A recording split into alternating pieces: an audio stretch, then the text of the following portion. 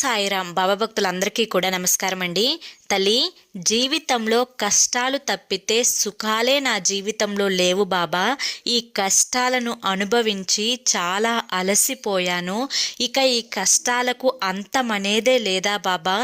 ఎవ్వరికి నేను ఏ అన్యాయము చేయడం లేదు, కానీ నా జీవితంలో అందరూ అన్యాయమే చేయాలని చూస్తున్నారు. ఈ కష్టాలకు ముగింపు ఎప్పుడు బాబా అని చెప్పి ప్రతిరోజు కూడా నన్ను అడుగుతూ ఉన్నావు కదా తల్లి. అయితే నీకు ఎవరి వల్ల జీవితంలో సంతోషం అనేది వెళ్ళిపోయినా కానీ ఖచ్చితంగా ఆ సంతోషం అనేది, ఆనందం అనేది మరొకరి వల్ల తిరిగి వస్తుంది అని చెప్పి నువ్వు తప్పకుండా గుర్తుంచుకోవాలి. ఎందుకంటే చీకటి వెనకాలే ఖచ్చితంగా వెలుగు ఉంటుంది, కష్టం వెనకాలే సుఖం అనేది ఉంటుంది. ఇది ఖచ్చితంగా జరిగి తీరుతుంది బిడ్డ.